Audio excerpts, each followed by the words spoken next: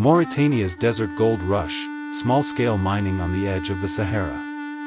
Imagine a place so remote, so dry, that the ground cracks under your boots. No rivers, no trees, just rock, sand, and heat. Now imagine tens of thousands of people rushing to that place, not for water, but for gold.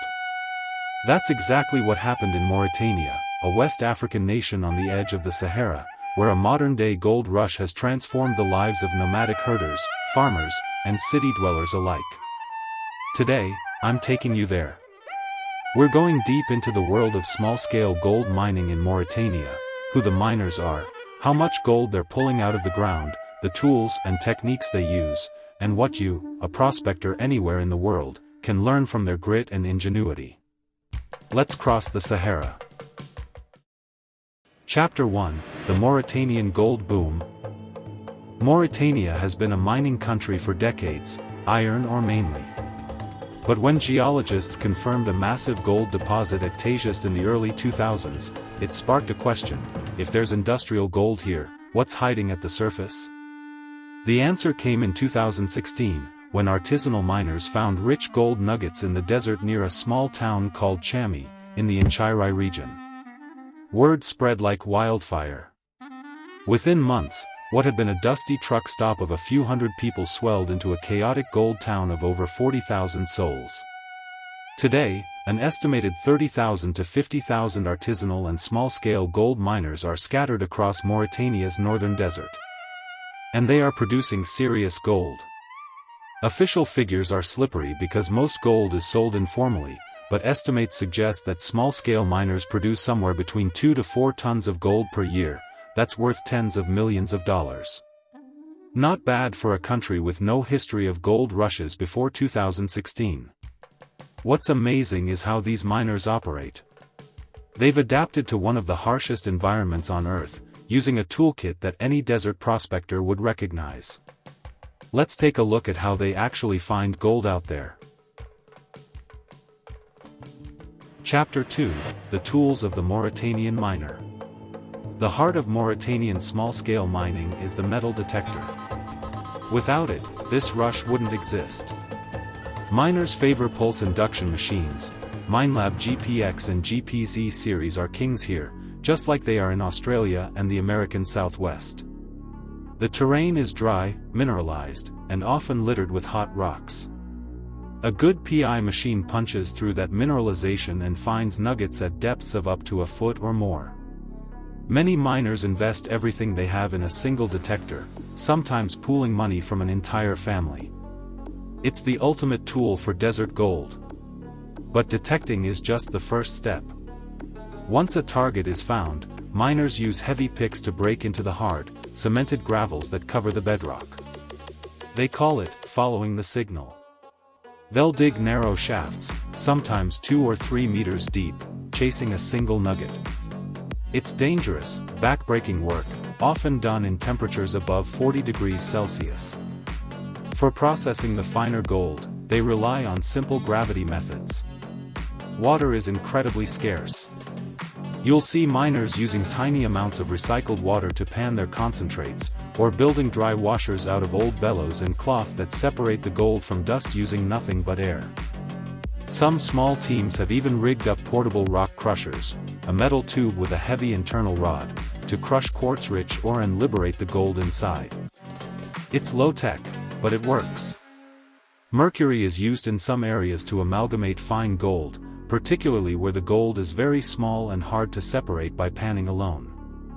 This is a big problem, a health and environmental hazard that the government and international organizations are trying to address.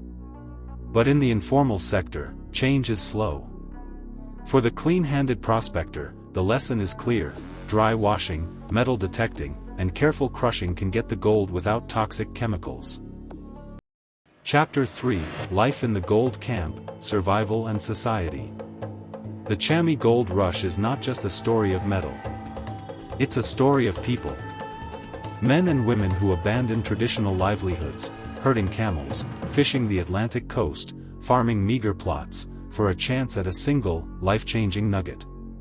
The camps are rough. There's no electricity, no running water. Everything has to be trucked in. Water costs a fortune. Food is basic. The heat is relentless. And the money, while potentially huge, is erratic. A small nugget might be sold directly to a middleman for a fraction of its international value. Miners weigh their finds on pocket scales and negotiate in dusty tents. Because the majority of gold is sold informally and smuggled out to Mali, Senegal, or further afield, the government loses significant tax revenue and the miners often miss out on fair prices. Still, for many, it's the best income they've ever had. But there's a dark side. Shaft collapses kill miners every year. There's little to no safety equipment. The mercury used in amalgamation poisons the water and the miners themselves. The government has been trying to formalize the sector, setting up buying offices, training miners on safer methods, and cracking down on mercury. Yet the pull of gold in a country with few other opportunities is overwhelming. For an outsider prospector, it's a stark reminder of just how far people will go, and the importance of safety and ethics in our own practice. Chapter 4: What Mauritania Teaches the World's Prospectors. So, what can we learn from Mauritanian miners? The first and biggest lesson is that arid lands are gold lands.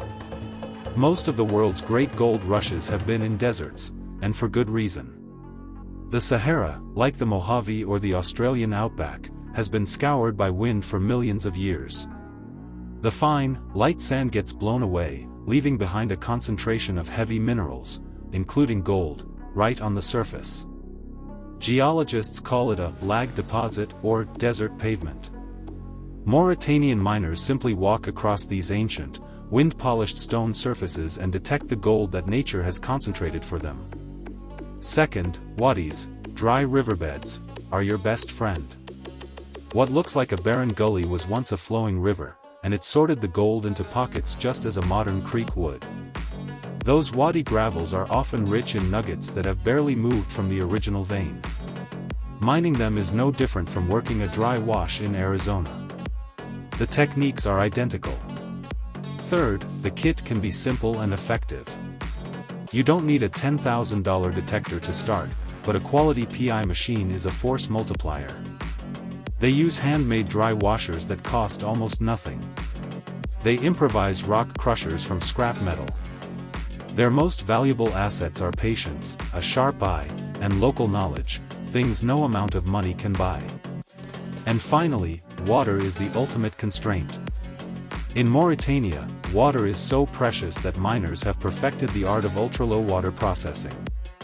They recirculate the same water for days. They pan in tiny tubs.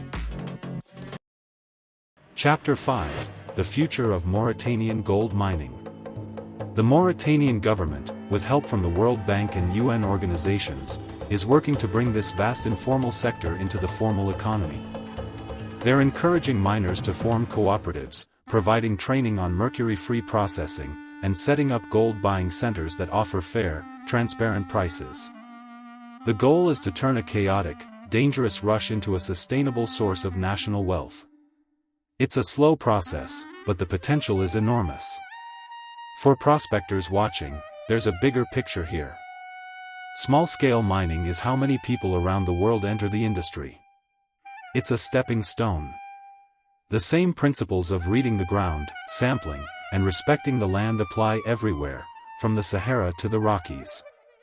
And if you're ever lucky enough to visit a place like Chami, you'll walk away with a deep respect for the men and women who scratch a living from the hardest ground on earth. Alright, that's a glimpse into Mauritania's incredible desert gold rush.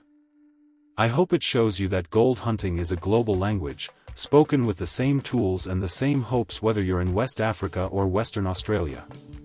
If this video opened your eyes, hit that subscribe button and share it with a friend. Keep your coil to the soil, respect the desert, and never stop exploring. I'll see you in the next one.